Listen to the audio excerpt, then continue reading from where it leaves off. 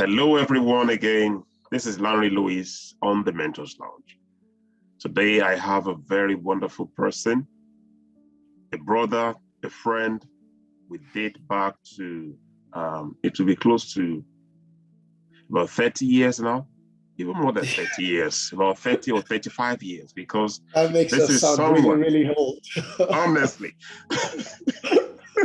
I don't think it's 35 years, but I don't even It will think be it's close 30. to 30, it's close to Sounds good. 35 years. Yeah, I think so. Because that means when we were in the estate in Abeokuta, that's where this journey started from. But I'm bringing this phenomenal guy to us today on the Mentors Lounge because a lot of us are going to really gain some wonderful insights from this interview with this great guy. Please welcome with me on the Mentors Lounge today, Professor Gbenga Ibikunle. I call him Akata, right from the... Welcome, Gbenga, to Mentors Lounge. Thank you very much. Thanks, Larry. It's a pleasure to be here. I'm not quite sure what I can offer, but I'll do my best, and hopefully I can, at a minimum, help characterize my experience in a way that might provide some insights to others. Awesome. Now, for people who don't know Gbenga, can we meet Gbenga today?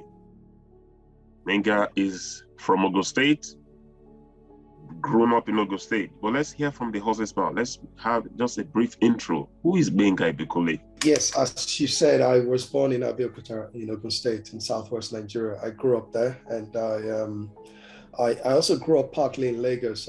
There was for a short period of time when we relocated to Lagos, and then we came back to Abeokuta afterwards. And I grew up not far from you, and we did a lot of we had a quite the experience growing up, didn't we? We played a lot of football. Yeah. We did all this five-a-side, four-a-side, three-a-side, and I wasn't very good, if I recall. I didn't get picked a lot because back then you'd have to put yourselves into teams, and the best player on the pitch would normally be the ones who select others to join their team. And so I didn't get picked a lot, but there were lots of kind folks like you, Larry, who got me involved in football. And yes, I enjoyed the experience scoring every now and again. Yeah. But I think, so that was part of my upbringing. That definitely had an impact on me. That ability to socialize with kids of similar ages, and that was when we came back to Abeokuta from Lagos. So it was helpful to be able to get integrated into a group of friends, especially while I just left a group of friends back in Lagos. But I think yes, that was part of my upbringing. But I think what perhaps had the most one of the most crucial impact on my growing up was the fact that I retreated into the world of books a lot. I wasn't very good at football and lots of sports, so that meant that I spent more time inside than outside. And so, yes, I was lucky because my mom invested quite a lot in books, and she was willing to fund my desire to read almost anything I could find in English or in Yoruba back then. And I also had a very good friend whose sister was into books as well. So I could borrow quite a lot. And yes, I'd spend the night, I'd read through the night sometimes and realize that the sun was already rising, and it was almost morning, it was already done. And it was a great experience because it wasn't more, I wouldn't describe it as an escape, but it was some sort of, there was nothing to escape from my life back then. I was a kid and I was enjoying life, going to school, playing football when I could. But the books offered something else because they weren't just books about important things alone. It wasn't about reading about politics or democratic institutions or something even considered to be of a serious nature. There were books about other people's lives, about historical events.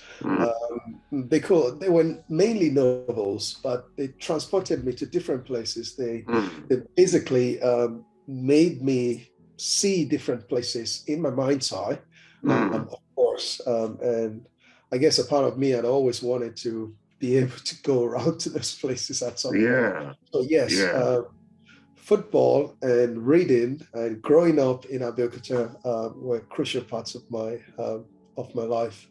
Awesome. Now, some of you heard me say that I think it's in me, or most of us when we were growing up in Abeokuta, started calling Gbenga Akata that time. Now, it just gave you the reason why we called him Akata. Akata for people who don't understand the meaning of Akata means that somebody who has some Queen English or somebody who speaks some deep English. I mean, when we were growing up. So Gbenga had been engrossed in reading and everything like that, so that when he comes out and start talking with guys, and we just started calling him Akata. That means somebody who is from Queensland. So today, Gbenga is a professor, right? He's a professorial chair at the University of Edinburgh. But what I want us to, what Gbenga to share with us is today, the transition from unilag, right? From unilag to University of Yabatech. Yabatech, yeah. From Yabatech to University of East Anglia, right? I know Gbenga had a distinction before he went for a PhD. Can you share with us how that transition was for you, especially getting that kind of feat, academic feat in University of East Anglia? How was that journey for you? How did you craft that for yourself? What was it that when you were leaving, did you settle that, oh, this is what I'm going to go for? How were you able to achieve that feat at East Anglia? Thanks very much, Larry. So I applied to study for a master's in the UK like every other candidate. The only thing was that I was I don't think I was strategic about it per se, but I recognized an opportunity was at that point when the global financial crisis was biting hard at quite a few Western economies, including that of the UK. So the value of the pound was plummeting against the naira quite a lot, and I saw that as an opportunity to take the savings I had to convert it into pounds and perhaps prepare to study in the UK, because I've been thinking about it for quite a while. I wanted to apply for a master's degree. That was all I wanted to do, to be able to come back to Nigeria and be able to at least pick up a better job, to advance myself in a way, to progress. I thought that would help my career back then. But I also applied for a scholarship to study on the program, and I was offered quite a significant amount in terms of scholarship. I didn't have any footprint in the UK back then, so I didn't get full scholarship, but it wasn't enough to just see me through the master's degree. So it was when I was on the master's degree at the University of East Anglia. Now, University of East Anglia is a top 1% university globally, and it's also a top 20 university research-wise in the UK. It's very well regarded. It's got a couple of Nobel Prize winners in the environmental sciences as well. So while I was doing the master's degree, I think I became aware of the fact that I might be able to, I could enjoy the idea of working on a project that is research-based fully. While I was working in Lagos, was progressing very well. I made it through the ranks quite quickly, but there was something still missing. It just seemed like I knew exactly what was going to be happening to me in 5 years down the line, 10 years down the line. It just didn't seem very exciting. So working on projects on my master's program at the University of East Anglia was somewhat exciting in a sense, because we did projects, but those projects, there was a little bit of conducting analysis and being able to use data sets, being able to make decisions on empirical design decisions and so on and so forth. And so I realized I liked it. So I talked to my finance professor back then at the university, a young professor who had just been promoted to a professor. So he was quite an exciting fellow. And then he basically offered me a studentship right then and there. When I offered, when I suggested that I could be interested in a PhD. I hadn't made up my mind then, but a studentship meant that I could get fully funded.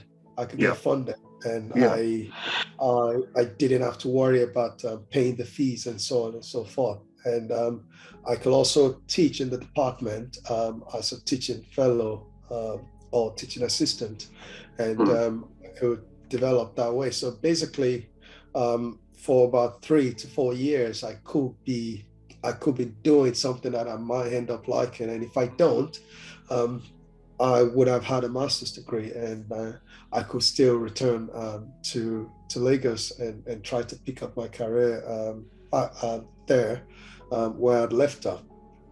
And all I had to do was finish the master's degree with a distinction. So there was something to work towards. So I just finished it with a distinction, and I picked up the studentship. And as it happened, I enjoyed it very much. I like the prospect of waking up very early in the morning, getting on the bicycle, cycling to the university, and working there until late at night. And most days I forget about having lunch. I forgot about having lunch. And having dinner until very, very late, because I was engrossed in what I was doing, and it was so much fun. And interacting with other PhD students sometimes can be part of that experience as well. So I met some amazing guys, one of whom I'm still very good friends with. So it was a great experience all around. Awesome. Now, the reason why I'm asking this question is this. There seems to be a season of transition, a season of shifting, a season of movement now, especially with Africans, Nigerians, and so many people are moving to the UK, moving to diaspora. Now, for someone like you who has gone through that route, right? What will you tell someone who is moving into the UK or wherever they are moving to now, that based on your experience with the benefit of insight, what will you tell them? That, look, if you want to follow this path, this is how you're going to do it. For example, one of the things I want you to speak to is, how did you build relationship with those faculty, those lecturers that ended up seeing you as someone that they could invest, in quotes, a studentship on, right? Because this thing is about relationships. If you do not have a good relationship with them, you wouldn't have had an opportunity to even reach out to say that, I think I would like to do this. There is that communication with you, between you and them, that made you to even have that boldness or courage to reach out and say that I would like to do this. And the person saw you as somebody. I mean, what are the things that you think anyone can do to make the whole experience, especially looking into years ahead, really worthwhile for those who are moving? Well, that's a very good question. I haven't given it that much thought before, but the first thing I should probably point out is that the route I took in starting a PhD was perhaps not the traditional one, going to talk to, it is not traditional, but it is more common than you think, that you just go to talk to a professor who is already teaching you, who already has an idea of your abilities in class, and you just tell them that you're interested in working, you could be interested in working with them, that you were thinking about it. And because of the clout they had in the department, they said they could get you a studentship too, as long as you wanted to work with them and you wanted to, and this is crucial, you wanted to work in a research area that they're interested in. Now, that is important because I'm a professor now, and I receive, any given month, I could receive up to about 100 different emails from different students from all over the world who want to come and study with me. Now, I can't even afford to take one student per year because I don't have the time to supervise, to be taking on one student every single year. Taking on one student is an investment of 3 to 4 years in that student. Yeah. I need to ensure that I can help them to get to where they need to get to in order to become a success story. So I have tried to keep the record such that each of my students that I have supervised, they've been able to have offers ready for them before they finish their PhD. So I want to keep that. And so that means that I am very careful about the students I take on. Now, what do I look for when I'm trying to take on a new student? Firstly, they have to have an interest in working in the area that I'm working in. Which is financial market microstructure, as the core of my research, and that is not all of it. I work in financial economics generally, especially at the intersection with data science. So I'm happy to receive offers in these areas as well. So that's crucial, being able to demonstrate that you have an interest in the area that the professor you want to do a PhD with is working in. And if you do have a research proposal, if they're interested in receiving a research proposal, if they don't have a ready-made project to go, then that has to stand out as well. But what I look for mostly is the ability of the student to deliver a PhD at a high level at the University of Edinburgh. So that is the key factor for me. So I'd look not just at their overall grading for the degrees, but I'd also look at the transcripts to see how they've done on critical courses. So if I'm to advise someone who is planning to do a PhD, the important thing for them to note is that they need to invest a lot of time and effort in doing well in the courses that would be crucial to the area they want to do research in further down the line. That is important. And with respect to being able to attract funding, which is crucial as well, I don't like the idea of students paying to do a PhD, because in my view, as a PhD student, a PhD candidate, you're effectively working for a university. You are investing your time to work for a university. You're developing research in collaboration with your supervisors. And because you deliver that research at the university where you're doing your research, effectively you're delivering it on behalf of the university. So the university, in a way, benefits from the credibility that your research brings.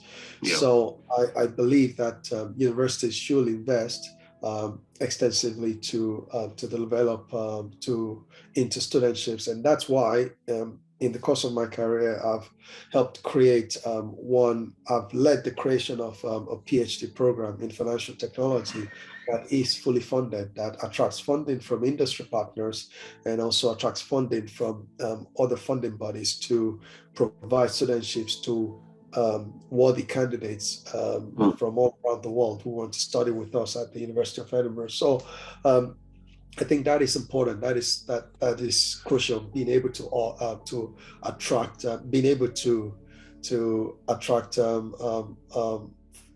fully funded, or at least mostly funded PhD studentships. And to do that, there's very little to say other than you have to be very competitive. The way you have to be competitive is that your results in your previous degrees or degree has to stand out, has to be has to show that you are a leading candidate. It would be great if you come from a university that is very well regarded, but you don't have to necessarily. You just have to be able to string together a compelling research proposal and show that you have a strong academic background in the relevant courses. And that should get you a foot in the door for a prospective supervisor to look at your resume carefully and perhaps has to have a discussion with you, a short meeting with you. And it's at that point that you need to put in your best performance. They're going to ask you questions to try to determine whether you have what it takes to do a PhD with them. And if you can respond well, and if you can acquit yourself well, you're pretty much there. All of the PhD students I've taken on, I've only had one that I have identified myself in class, who was my master's student. And I asked him to come study with me, that would get the fully funded studentship. And so all the others, they've approached me, and I've looked through their resume, their application packets, and I have asked to meet with them, and I've had a chat with them, and they have impressed me. And even one didn't impress a colleague that I asked to join me for the meeting. There were the way he responded to questions, the way he was good. You could tell that there is a deeper understanding there, and this was an analytical mind, and this is crucial. Virtually every candidate that has ever approached me to study with me are leading contenders for PhDs. They could easily walk into many PhD programs, but you also have to be ready to put in hard work. PhD is not just about your brilliance. It's a lot. You know this. It's about 99% of the time. It's about the fact that you'll keep going when you get knocked down, because you are going to get knocked down a lot. You're going to get lots of false flags, and you're going to almost want to give up, but you have to keep going. You have to have that desire to work hard. And yes, talent is universal. It's just the hard work. The desire to work hard sometimes may not be something that is universal enough. Okay, wonderful. You've been on the hot seat today. I'm asking you a question about students. I'm also going to ask you a few questions, maybe two, on academics from the African descent. Building a career path as an African within this kind of context. What are the things that you need to navigate, or the things that you need to add into? So, and I'm asking that question to help quite a number of people who see, meaning they go to the profile of a business school, they go to the profile of a school of engineering, and they see one African on that list who is a professor. How did that person stand out there? Because in the UK today, I think from the statistics that's available to me, less than 10% of professorial cadre lecturers are Africans. Correct me if I'm wrong, but I think that is the current statistic, that they are less than 10%. No, they're less than 1%, I'd say. So I don't know what you mean by professorial cadre. I don't know whether you're considering from assistant professor to full professor. Yeah, from associate professor upwards, they are less than. I think they're still less than 1%. I'd say. Yeah. It's huge. So it is important for us to delve into that. So just one more question on the student part, and I'll now move to the African in academics. Now, the second question I want to ask you for the students is that for someone who meets you, who says he is interested, what are the things, like maybe mention 2 or 3 things that will stand out for you when you are having an interview with them? I want that to come from you as a pro. If you're having an interview with a potential PhD candidate, what will strike the chord for you and say that I think I want to pick this one? So a PhD candidate who wants to get a faculty work with you. Position. Right. He wants to work with you. As a work student? With you or... as a student, as a PhD student. Oh, right. Oh, yes. What will strike the chord for you and say that I think I will go with this guy? Well, I need to see the desire to work hard. And yes, that you really can't tell that by reading someone's resume, someone's CV. And we don't typically request cover letters for PhD applications, but you can see snippets of their desire to work really hard and to go after their dreams with everything they've got, because it's not going to take less than that to obtain a PhD in many universities. You can see snippets of that in the email they sent you to start with. And then when you meet with them, and these meetings could be as little as 20 minutes. I don't typically have that extensive time to talk to prospective students. So they could be scheduled for a 20-minute meeting. So within that period, I need to be able to glean examples of when they've faced challenges in the past and how they've addressed those challenges in the course of their studies. And so they need to have this creativity that is important in order to be able to navigate the challenges that they're going to face. And I keep saying hard work because that is crucial. Most of the students who are looking to study at PhD level have the brilliance that is necessary to start. Do they have the staying power to go all the way?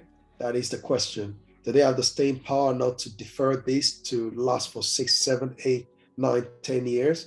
That's the question I'm trying to answer when I eventually meet them. I've already looked at their transcripts. I've already looked at their research proposal, and I've already determined that I could help them if they are ready to put in the work.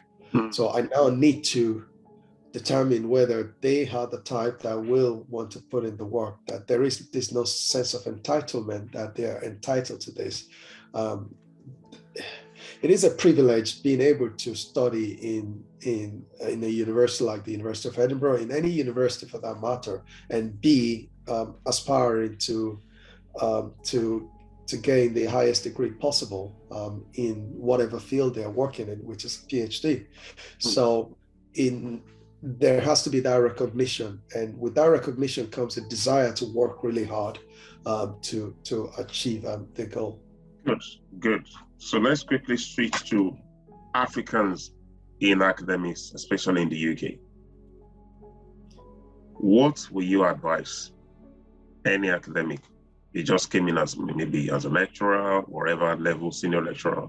How do you build, will I call it, collegial reputation within the area of expertise or area of research that you are coining? How do you overcome the politics within the institutions? How do you rise? What will you say? Meaning, going from your experience of getting to the top of the ladder in academics, what can you advise? Yeah, well, I've spent my career trying not to think that different from other people. Especially, I do know I don't look like most professors in the UK, so I appreciate that very well. But I've tried as much as, not that I've tried, I've just decided to not let that be something that I think about, in order so that I don't have to have an additional burden. Because what I find is that the higher I go, increasingly, well, right from, if you're a Black academic at the University of Edinburgh, you're always most likely going to be the only Black face in the room whenever you're talking, not just when you're among your colleagues, even when you're teaching your students, you'll find that often you're just the only dark-skinned person in there. Yeah. So and you go through that over and over again over the years, and the higher I go, the more responsibilities I'm being given by the university lead bodies of work, the more I find out that it's even difficult to see anyone else who is not Caucasian, so around the table, and that is not a bad thing. It's just people should. It should be. It should be on the basis of people's abilities that they take steps forward in career. So that's great, but it does cognitively challenge you sometimes. It puts a little bit of, it's the first time I'm actually admitting this loudly. It does put a bit of weight on you the more you are in those situations. And I don't think you can be in those situations enough. So I don't think there is a time where you get to be in those situations enough, and the cognitive weight, the weight it puts on you, is all done with, because you increasingly feel that you are really holding brief for an entire group of people, for a continent full of people in so many situations, and you try not to think about this, but it is there at the back of your mind, even if you don't acknowledge it. So it's not just that you are trying to do your best in your capacity as a person, you also feel that you have to hold hold brief for a large group of people, for those who might follow your footsteps. So if you can accept that, then that is the very first. Unfortunately, that is a part of the things you have to accept if you're going to be a minority in UK academia, especially in an area like financial economics. Finance most especially has a gender problem, has a minority problem. We don't have enough women in our ranks. We don't have enough minorities in our ranks.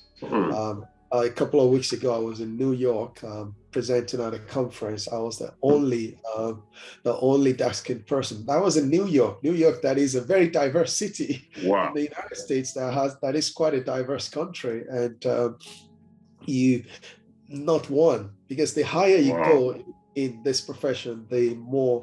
I was hosting a conference as well in Edinburgh just after I got back from New York, where I was co-chair of the organizing committee. And although I did lead the conference and I did convene the conference, and it was a major conference, there was only one participant that was, two other participants that were that were dark-skinned, who came in from interestingly from Nigeria, from one of the South universities. So it's this kind of, and you don't see anyone from within the UK sphere in academia. So you get now, those are not perhaps the best examples to use in this case. We're talking about being in committees within the within the department, taking on positions in directing programs and so on and so forth. It gets lonelier if you are aware of the fact that you are perhaps you look different to others. Now, you try not to do that. You don't do that.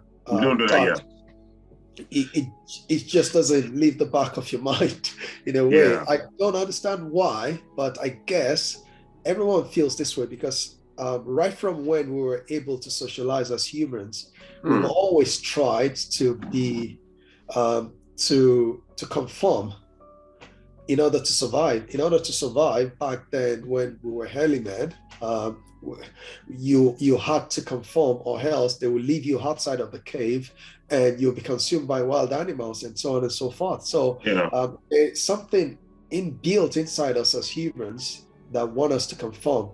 So the fact that you know that you can conform only to some extent, you will recognize that. So That is the first thing to recognize. Then you need to perhaps know that linked to that means that you have to put in perhaps a little bit extra effort to show that you're worthy. To be You in the don't room. to be in the room, that you've earned your position. You're not a Mm. token appointment, for example. Mm. You're not a testament to diversity, for example. So Mm. you need to be aware of that. So yeah, then all you need to do is just work hard. Do what everyone else is doing. Work really hard. And in my experience, my hard work has always been appreciated by the University of Edinburgh. They've always reciprocated. I've had fantastic bosses who have been very supportive. I have lucked out in the persons that I've had who are my immediate superiors, whether it is in my job at the business school with the dean, the heads of group, or my job at the college with the head of college, or the head of the institute I've been working in. So all of those people have been fantastic people, supportive people, Right. who are just interested in what I had to offer as an academic, as a colleague. So Right. yes, that is the average experience you should expect, but I can't promise that that is always going to be the experience you get. So because I've heard horror stories from people, so I don't know how far those are true, but in my experience, it's been great. So it's just that there is this cognitive weight on you somewhat, that you feel like you have to do a little bit extra in order to be able to show that you deserve the position you are occupying. No one is necessarily demanding it of you, but like I said, we're hardwired in a way to recognize when we are not alike in some respect with most of the people around us. And because of that, we may want to show. I'm not a psychologist, but yes, I've read a bit about that to try to understand what that means. Yeah. Okay, good. So two more questions for you, right? In this journey, right, from having your PhD in 2012, 2013 up to this very moment, right? What is one experience that you heard that kind of hit you below the belt in this academic journey, and how did you overcome it? An experience that was like disrupted your flow or threw your balance a bit, and you are like, I need to reinvent myself, or I need to re-strategize because my eyes is on this ball. Is there any experience like that? How did you jump back? How did you bounce back? I am hard pressed to actually think about one specifically because, like I said, academia, I don't think I've said this already. So academia is just, you can see it as a series of disappointments punctuated by successes. So that is the reality. So you will get a lot of setbacks, and they keep coming one after the other. They don't let up. Yeah. And the reason I want you to discuss about one, right, is to help someone who is on this path. That look, this can happen to you, but this is what I did to jump back. I mean, you know, it's good to learn from someone who has seen it all. I mean, being there, done that, right? By the time someone is a professor in the UK, there is a lot that the person will have seen, no doubt about it, especially working in a top university. So coming from you will really help someone. So that's why I said, just pick one of them, share it, and how did you bounce back? How did you just wave it and continue pressing on? Well, I guess that would probably be an experience I had when I first put myself forward for promotion. That was probably about 2.5 years into my assistant professorship, when I first became an assistant professor, and I wanted to, and about 3 years in or thereabouts, yes, it would have been 2.5 years in, and by then, if I'd been offered the promotion, then it would have been 3 years after joining the faculty that I would have become an associate professor. So that was perhaps a bit too early in some sense, but I felt that my profile back then, and I looked at the profile of colleagues who are at that level, and I felt that I'd done enough work to have achieved that, to be given that offer. I've built the right networks globally, and I've done the research, and I've contributed in all the areas that I needed to contribute in order to be able to take the next step. But although I had the support, because these processes are in stages, I had the support of my school in the first stage. I didn't get the support I needed at the college. Back then, it was knockback.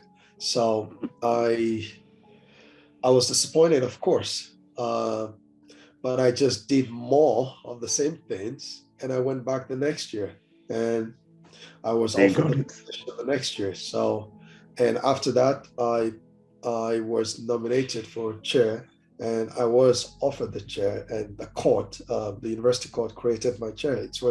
So that was a setback, but it was temporary, and it just showed me I just needed to keep doing more, to do more, to just provide evidence that would be incontrovertible. That was what I learned from that experience, that in order to move forward in academia, you will need to provide evidence that you're already operating at the level that you want to be promoted to.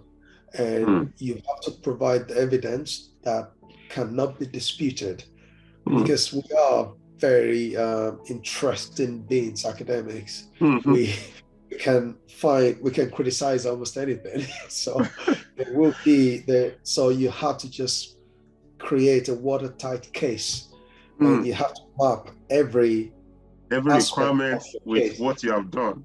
Exactly, every aspect of your case to the requirements for the position you want to occupy. You have to just carefully map it, and you can't take a shortcut to this. You have to put in the work. It requires weeks of work developing that case in itself. Now, mind you, this is not the work you're doing to get promoted. This is the work you're doing to show that you've done the work to get promoted. So we're talking about working on this for weeks, perhaps months on end, putting the case together carefully. So you have to commit the time to it. So there's something at the back of your mind that would probably think, okay, maybe my name doesn't sound like I'm from around here, so I have to put in a bit more work to that. Maybe that is the case. I don't know, but yes, I suspect that it's not. It has very little impact. It will help for you to put as much work as possible. Wonderful. This is interesting. Lastly, Gbenga, what I want to ask you now is about when you get to that point, professorial chair, what do you do to challenge yourself more? Because in academia, there's this kind of subtle feeling that once you become a prof, the next thing is possibly maybe be going and doing visiting prof here and there, or what do you do to keep reinventing yourself, doing new things? As in, how do you keep up the tempo that got you to that point? Because there is something that says that to attain success, there is some work that is required. But maintaining that point, there is more work. So what do you do? Based on your experience, I think you've been professorial chair for a couple of years now. What I think that is making you to still be relevant in the scheme of things? Yeah, that's the word. What do you do as a prof to remain relevant in your field? Thanks very much. So yes, my chair was created in 2020, so it is still early days, and yes, and it was a question I grappled with over the couple of the first few days after I got the news as well, because I wasn't even 40 yet then when I when Mm-hmm. I when I got the nod. So, Yeah. but I find that I was already back at work doing exactly what I enjoyed most. So this is the thing I've been very lucky with. I love what I do so much. I love the process, the research process, trying to understand new phenomena. And interestingly, this is a great time to be working in the area I'm working in because of the influence of technology on financial Yeah. markets Yeah. and the innovations we're seeing. So to understand how this phenomena are evolving Yeah. is interesting. So my attention is occupied by that, but also I have tried to now improve the level of devotion I have for my PhD students, because I Right. see my progression as pretty much standing on their shoulders. I've worked with them very much. And the fact that they have trusted me enough to work with me. So I wasn't the only one trusting them. They had to also Mm-hmm. trust me. And they had to trust me enough to take the direction I was pointing them in to be Mm-hmm. to know that this, I mean, to trust that this will work out well for them. Right. And their success, being a professor, a crucial part of that is being able to nurture the future generations of professors. And so I have tried to rededicate myself to the task of helping bring the new generation on board. And I look forward to be doing that over the next few decades that I have left in academia. And you mentioned being a visiting professor. Yes, I was a visiting professor in a few places before I became a professor as well at the University of Edinburgh. So, but yes, taking on more of that. But I, I perhaps I haven't had enough time at this level to be able to provide something profound, Mm. reflectively. But I'd say being a professor means that you profess, if you know what I mean. It's Yeah. basically what the Yeah. title means. So it means in order to be able to do that, you need to keep on researching. You can't let up. And now the research you produce will have to be seen to be at perhaps the highest level possible. So I still have targets. I still have journal outlets I'd like to publish in, and I still keep on aiming towards them. So there are still a lot of targets, and there are those who I look up to in the field that I'd like to, if not work with, I'd like for them to at least recognize my work. And so, yeah, I'd like for them to cite my work. Not enough of them have cited, in my view, yet. So I'd like to see that. So, and they are more likely to do that if I make contributions that are deeply insightful, that are published in the right outlets. Mm. So that that still motivates me. And I'd also like to see my research become even more impactful. So I work on projects with colleagues from the UK's financial markets regulator, for example, the Financial Conduct Authority. I'd like to expand the work I do with the economists from there, and I'd like to work with other regulators from elsewhere in the world as well. Such that my work can be impactful. My work has been cited in international news outlets like the New York Times, the Financial Times, the Economist. I'd like to see that happen more often, and they're more Mm. likely to. It's more likely to happen more often if I produce research that is impactful, that help us address challenges we face in the financial services sector. So yes, still have lots of things motivated me. It hasn't stopped, and I'm still enjoying working in this space. Awesome. Awesome. Man, I've had a really wonderful session speaking with Gbenga today. And that is it for us on the Mentors Lounge on this episode. Gbenga has been so wonderful in this interview. And if you have not subscribed to the Mentors Lounge channel, please ensure that you subscribe, because there are so many mentors you can learn from. Remember, if you know the path to success, you can always replicate it. Till I come your way next time, this is Larry Lewis signing out on the Mentors Lounge. Bye for now.